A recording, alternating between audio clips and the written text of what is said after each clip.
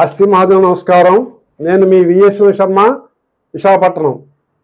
ఈరోజు మనం శ్రీ పంచమి, దీనిని వసంత పంచమి మరియు మదన పంచమి అని కూడా అంటారండి. దాన్ని తెలుసుకుందాం. మాఘశుద్ధ పంచమినే వసంత పంచమి అంటారు. యాక్చువల్గా ఈ శ్రీ పంచమి నాడు మాఘశుద్ధ పాడ్యమి నుంచి, అంటే ఈ నెల 10వ తేదీ నుంచి నవమి వరకు శ్యామలా నవరాత్రులు జరుపుకుంటాం. అంటే అమ్మవారి యొక్క రూపమేనండి. అందుకే ఈవిని వాగ్దేవి, వాణిశ్రీ అని కూడా ఉంటాం. అందుకే శ్రీ పంచమి గురించి పూర్తి వివరాలు మనం ఇప్పుడు బుధవారం నాడు వచ్చింది. దీన్ని సరస్వతి జయంతిగా చాలా దగ్గరగా జరుపుకుంటుంటారు ప్రదేశాల్లో. ముఖ్యంగా సరస్వతీదేవి అంటే ఎవరండి? ఆవిడ చదువు తల్లి, జ్ఞాన సరస్వతి. ఆవిడనే మనము శ్రీ పంచమి నాడు కొలుస్తాం. ఆ శ్రీ అంటే ఏంటి?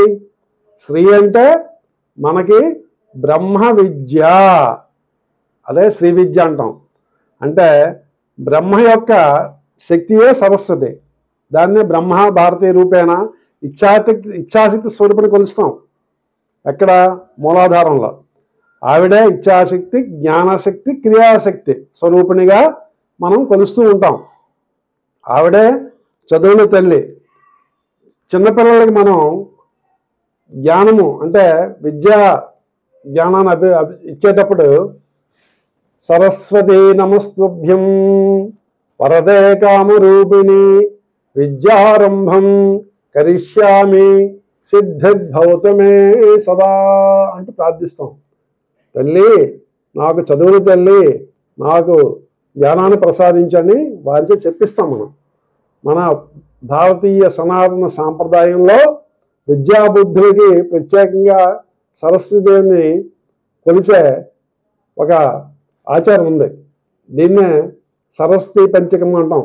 అంటే విద్య నేర్పినప్పుడు ఓం నమః శివాయ, సిద్ధం నమః అని చిన్నప్పుడు వాయిస్తాం. మనం చదువుల తల్లికి కావాలని, మనం చదువుకోవాలని, అందరూ జ్ఞానవంతులు అవ్వాలని మన భారతీయ సనాతన సాంప్రదాయంలో మనకి విద్యా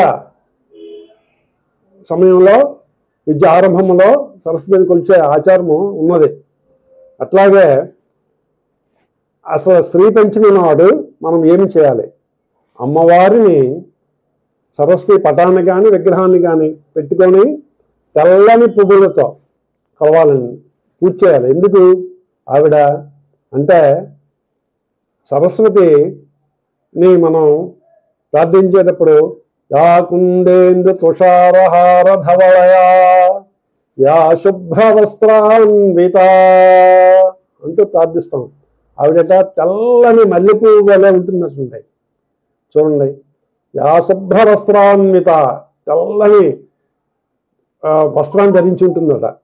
అందుకే సర్వశుక్ర సరస్వతి అంటే ఆవిడంతా తెల్లని రంగు ఎవరికీ లేదట.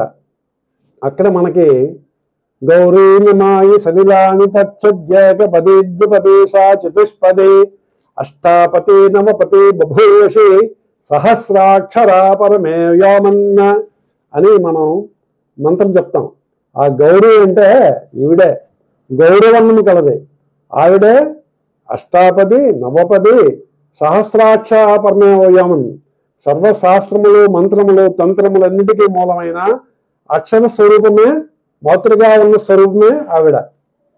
ఆవిడ్ని మాతృగా ఉన్న రూపంలో కూడా మనకి శ్రీ విద్యలో చెప్తామండి. ఆవిడికి పంచ సంఖ్య అంటే 5వ సంఖ్య అంటే చాలా ఇష్టము. సంఖ్యాశాస్త్రంలో 5వ సంఖ్యకి అధిపతి ఎవరు? బుధుడు. బుధుడు ప్రజ్ఞానం, విజ్ఞానం, అతను అన్ని ఇచ్చిన అర్థమే. సజ్ఞానం అంటే అన్ని జ్ఞానములకు మూల పురుషు ఎవరు? బుధుడు. అంటే బుద్ధిశాలి.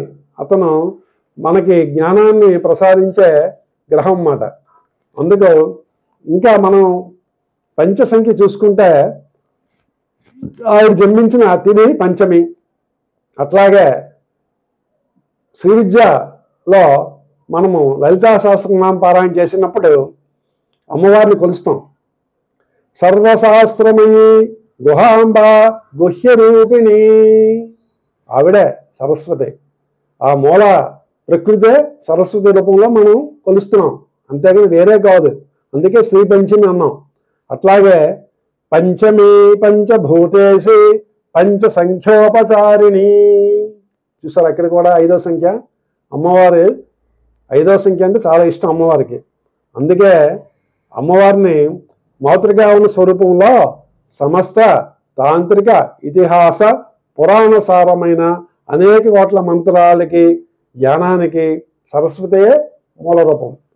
అమ్మవారిని సకల పండితులు కావాలన్నా, సాహిత్యకారులు కావాలన్నా, సంగీతకారులు కావాలన్నా మనం సరస్వతిదేవిని ప్రార్థించాలి నిరంతరము కూడా. ఈ శ్రీ పంచమి నాడు వీలైతే అందరూ కూడా భాషల సరస్వతి దేవాలయంకి వెళ్ళండి, లేదా మీ దగ్గరలో ఉన్న అమ్మవారి దేవాలయంకి వెళ్ళి సరస్వతి రూపంలో అమ్మవారిని కొలవండి. ముఖ్యంగా పిల్లల్ని తీసుకెళ్ళండి. అమ్మవారికి పెరుగు అన్నం అంటే ఇష్టం, పెరుగు ఉద్యోగాన్ని మనం సమర్పించడం మంచిది. అట్లాగే అమ్మవారికి పాయసం కూడా పెట్టండి. మరియు అమ్మవారికి ఇష్టమైనవి పుస్తకము కాబట్టి చిన్నపిల్లలందరికీ పుస్తకాలు, పెన్నులు అవి కూడా పేద పిల్లలందరికీ వారిచే ఇప్పించండి. మీ పిల్లలకి ముఖ్యంగా ఆ రోజు అక్షరాభ్యాసం చేయకపోతే అక్షరాభ్యాసం చేయించండి. విద్యార్థులు ఆల్రెడీ వెళ్తున్న విద్యార్థులు స్కూల్కి వెళ్తుంటే వారికి ఓం ఐం సరస్వత్యై నమః, ఓం ఐం సరస్వత్యై నమః అనే మహామంత్రాన్ని మీరే ఉపదేశించండి. తల్లిదండ్రులే చాలు. వారు రోజు కూడా 108 సార్లు చదివేటట్టు చూడండి.